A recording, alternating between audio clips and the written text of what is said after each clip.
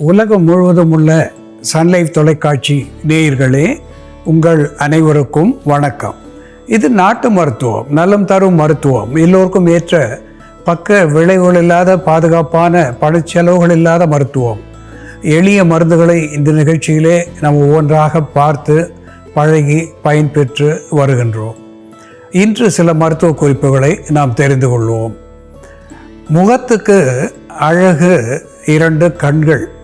அந்த கண்கள் மற்றவரை கவரக்கூடிய தன்மையுடையதாக விளங்கும்.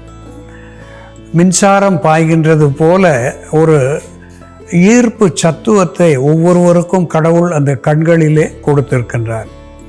இந்த கண்களுக்கு மேலே அழகூட்டுவதாக இருப்பது இமைகளிலே ஐ லேஷஸ் என்று சொல்வார்கள். புருவங்கள், புருவ முடி, ஐ லேஷஸ் என்று சொல்லுகின்ற இமை முடி, இவை கருமையாக இருக்கின்ற பொழுது அழகு அதிகமாக விளங்குகிறது.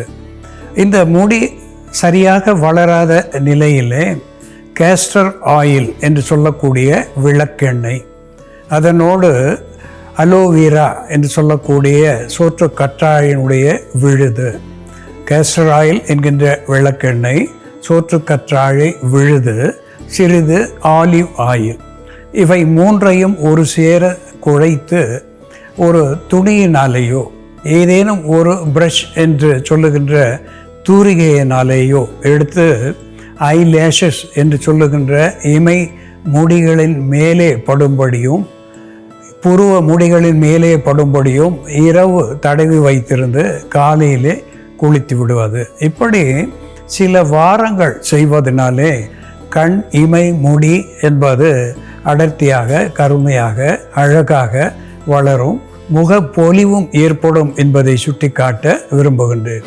அன்பான நேயர்களே, உடல் எடை அதிகமாகின்ற பொழுது பல்வேறு துன்பங்கள் நமக்கு ஏற்படுகிறது என்று பல நிகழ்ச்சிகளிலே பார்த்திருக்கின்றோம்.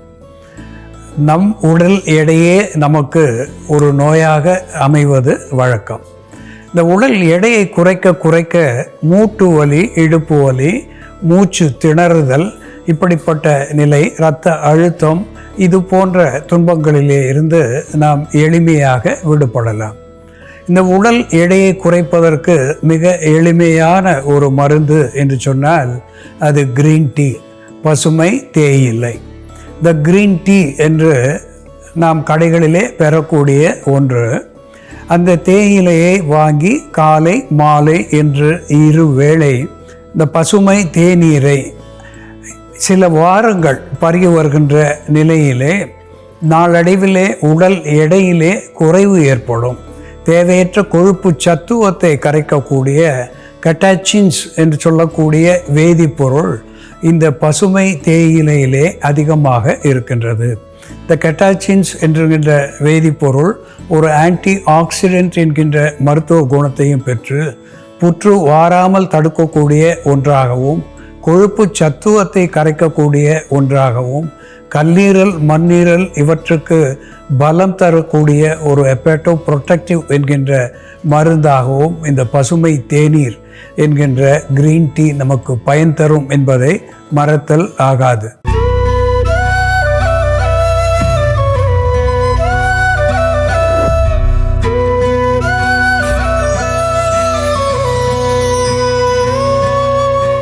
அன்பான நேயர்களே, நுரையீரல் கோளாறுகள், அதாவது சுவாச கோளாறுகள், வயிற்று கோளாறுகள், செரிமான சீர்கேடுகள், இவற்றையெல்லாம் போக்குகின்ற ஒரு எளிய மருத்துவத்தை இன்று நாம் பார்ப்போம். அதற்கு அனாசைக்ளஸ் பைரீத்தியம், அனாசைக்ளஸ் பைரீத்தியம் என்று தாவர பெயராலே சுட்டப்பெறுவது நாட்டு மருந்து கடைகளிலே இது கிடைக்கக்கூடிய ஒன்று. அக்கரக்காரம் என்று இதை தமிழிலே சொல்லுவது வழக்கம். அக்கரக்காரம் இதனுடைய தன்மை ஸ்டிமுலண்ட் என்கின்ற வகையிலே த கிளாண்ட்ஸ் என்று சொல்லுகின்ற சுரப்பிகளை தூண்ட செய்யக்கூடிய ஒரு மருத்துவ குணத்தை இந்த அக்கரக்காரம் பெற்றிருக்கிறது. நா வறட்சி, நீர் வேட்கை என்கின்ற நிலையிலே இந்த அக்கரக்காரத்தை ஒரு துண்டு வாயிலே அடைத்து வைத்து கொண்டால் எச்சில் ஊறி கொண்டிருக்கும், வறட்சி வராது, தாகம் ஏற்படாது என்று மருத்துவ நூல்கள் சொல்லுகின்றன. இதனோடு கிளிசரைசா கிளாப்ரா என்று சொல்லக்கூடிய அதிமதுரம், அதிகமான இனிப்பு உடையதனாலே இதற்கு அதிமதுரம் என்று பெயர். இந்த கிளிசரின் என்று சொல்லக்கூடிய வேதிப்பொருளை இது மிகுதியாக பெற்றிருக்கிறது. அது ஒரு anti bacterial, anti fungal, anti microbial, anti inflammatory, analgesic என்கின்ற மருத்துவ குணத்தை இந்த கிளிசரைசா கிளாப்ரா என்கின்ற அதிமதுரம் பெற்றிருக்கிறது. சர்க்கரை நோய்க்கு மருந்தாகிறது. கல்லீரல், மண்ணீரல் நோய்களுக்கு இது அற்புதமான மருந்தாகி பயன் தருகிறது. அதனோடு ஜிஞ்சிபர் அஃபிஷினேல் என்று சொல்லக்கூடிய சுக்கு, சாதாரணமாக சுக்குக்கு மிஞ்சிய மருந்து இல்லை என்பது நம் தமிழ் மொழி. இந்த சுக்கு ஒரு கார்மினேட்டிவ் என்கின்ற வகையிலே அகட்டு வாயு அகற்றியாக மருந்தாகி பயன் தருகிறது. அது மட்டுமன்றி ஒரு வலி நிவாரணியாக ஆன்டி இன்ஃப்ளமேட்டரி, அனால்ஜெசிக் என்கின்ற மருத்துவ குணத்தை இந்த சுக்கு பெற்றிருக்கிறது. இது ஒரு ஆன்டி பாக்டீரியல் என்கின்ற வகையிலேயும் கிருமி நாசினியாகவும் செயல்படுகிறது.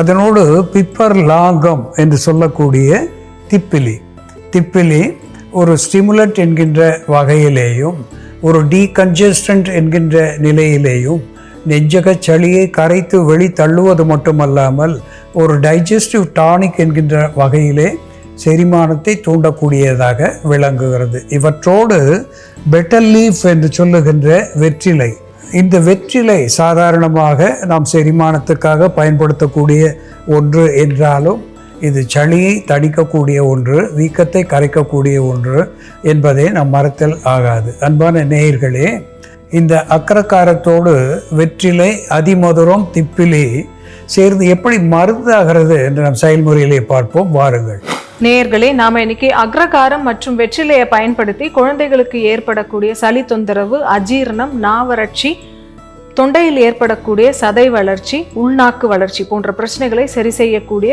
ஒரு மருந்து எப்படி தயார் பண்றதுன்னு பார்க்கலாம். இதற்கு தேவையான பொருட்கள்: அக்ரகார பொடி, திப்பிலி பொடி, அதிமதுர பொடி, சுக்கு பொடி, வெற்றிலை சாறு, பச்சை கற்பூரம். வெற்றிலை சாறு 10 ml அளவுக்கு எடுத்துக்கலாம். அக்ரகார பொடி 1 சிட்டிகை, திப்பிலி பொடி, அரிசி திப்பிலி பொடி 1 சிட்டிகை, அதிமதுர பொடி அதுவும் 1 சிட்டிகை, சுக்கு பொடி 1 சிட்டிகை, பச்சை கற்பூரம் நம்ம 1/2 சிட்டிகை அளவு போட்டோம்னாலே போதும். ரொம்ப கம்மியாக சேர்க்கணும் பச்சை கற்பூரம். நம்ம ஒரு பெரிய கடுகு அளவுக்கு தூள் பண்ணி போட்டாலே போதும். இதோட நம்ம 1/2 டம்ளர் தண்ணி விட்டு கொதிக்க வச்சுக்கலாம். தண்ணி விட்டு நல்லா கொதிக்க வச்சுட்டு இதை வடிகட்டி வச்சுட்டு குழந்தைகளுக்கு சளி அதிகமாக இருக்கும் பொழுது, மார்பு சளி அதிகமாக இருக்கும் பொழுதோ அல்லது வீசிங் இருக்கும் பொழுதோ, மூக்கடைப்பு நிறைய இருக்கும் பொழுதோ இந்த மருந்தை நம்ம 3 மணி நேரத்துக்கு ஒரு முறையோ அல்லது 4 மணி நேரத்துக்கு ஒரு முறையோ 20 ml அளவுக்கு கொடுத்துட்டு வரும்பொழுது அவர்களுக்கு சளி நல்லா கரைஞ்சி வெளியில் வரும்.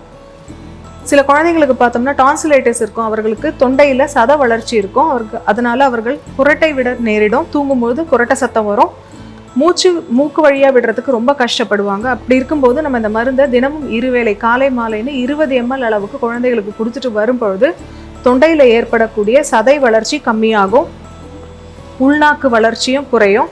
குழந்தைகளுக்கு அஜீர்ணம் காரணமாக அவர்களுக்கு மலச்சிக்கலோ அல்லது வயிற்று வலியோ ஏற்படும் பொழுதும் இந்த மருந்தை நம்ம ஒரு 10 to 20 ml அளவுக்கு கொடுக்கலாம். 1 வயதிற்கு மேற்பட்ட குழந்தைகளுக்கு 10 ml அளவுக்கும், சிறிய குழந்தைகளுக்கு நம்ம 3 to 5 ml அளவுக்கு கொடுத்தோம்னாலே போதுமானதாக இருக்கும். பெரியவர்கள் இதை 30 to 60 ml வரைக்கும் எடுத்துக்கலாம்.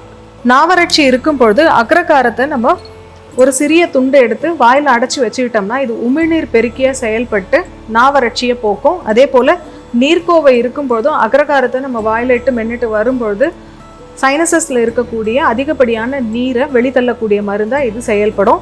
இந்த மருந்து இப்போ தயாராகிடுச்சு, இதை வடிகட்டிடலாம்.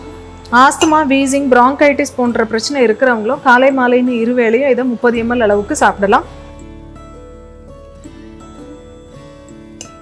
வெற்றிலை சாறு, அக்ரகார பொடி, சுக்கு பொடி, திப்பிலி பொடி மற்றும் அதிமதுர பொடி, பச்சை கற்பூரம் சேர்ந்த இந்த மருந்தை காலை மாலைன்னு 2 வேளையும் 30 ml அளவுக்கு பெரியவர்கள் சாப்பிட்டுட்டு வரும்பொழுது வீசிங் மற்றும் ஆஸ்மாவை கட்டுப்படுத்தக்கூடிய மருந்தாக இது செயல்படும். குழந்தைகளுக்கு 20 ml அளவுக்கு காலை மாலைன்னு 2 வேளையும் கொடுத்துட்டு வரும்பொழுது அவர்களுக்கு தொண்டையில் ஏற்படக்கூடிய சதை வளர்ச்சியை குணப்படுத்தக்கூடிய மருந்தாக இது செயல்படும். அன்பான நேயர்களே, அக்கரக்காரம், அதிமதுரம், வெற்றிலை, அரிசி திப்பிலி, பச்சை கற்பூரம் இவை சேர்ந்து ஒரு பானமாக இங்கே வைத்திருக்கின்றோம். இதனோடு சுக்கும் கலந்து வைத்திருக்கின்றோம். இவை அத்துணையும் சேர்ந்த ஒரு பானம் ஒரு anti bacterial, anti fungal, anti microbial என்கின்ற மருத்துவ குணத்தை கொடுத்து நுண்கிருமிகளை கொல்லக்கூடிய, புறந்தள்ளக்கூடிய ஒரு மருந்தாக விளங்குகிறது. இது தொண்டையிலே ஏற்படுகின்ற, குறிப்பாக குழந்தைகளுக்கு வருகின்ற டான்சிலிட்டிஸ் என்று சொல்லக்கூடிய வீக்கத்தை, தொண்டை வீக்கத்தையும், அடினாய்டு என்று சொல்லக்கூடிய வீக்கத்தையும் கரைக்கக்கூடியதாக விளங்குகிறது. சைனசிட்டிஸ் என்று சொல்லக்கூடிய கண்களின் மேலும் கீழும் இருபுறமாக 4 பைகள் போல இருந்து அங்கே நீர் தேக்கம், தலை நீர் ஏற்றம் என்று சொல்லக்கூடிய சைனசிட்டிஸ் என்று சொல்லக்கூடிய நீர் தேக்கத்தை கரைக்கக்கூடிய ஒரு பானமாக இது விளங்குகிறது. அது மட்டுமன்றி ஒரு டைஜஸ்டிவ் டானிக் என்கின்ற வகையிலே இறை அறை கோளாறுகளை போக்கி பசியை தூண்டி செரிமானத்தை சீர்படுத்துகிறது. த லிம்ப் நோட்ஸ் என்று சொல்லக்கூடிய நெறி கட்டிகளை கரைக்கக்கூடிய ஒன்றாக இருந்து அதனால் ஏற்படுகின்ற காய்ச்சல், வலியை தணிக்கக்கூடிய ஒரு பானமாகவும் இது விளங்குகிறது என்பதையும் சுட்டிக்காட்ட விரும்புகின்றேன். அன்பான நேயர்களே, அக்கரக்காரம், அதிமதுரம், அரிசி திப்பிலி, அதனோடு சுக்கு, வெற்றிலை இவை சேர்ந்து எப்படி மருந்தாகிறது என்று நாம் பார்த்து தெரிந்து கொண்டோம். இதுபோல வேறு ஒரு மருத்துவ குறிப்போடு நாம் மீண்டும் சந்திப்போம். நன்றி, வணக்கம்.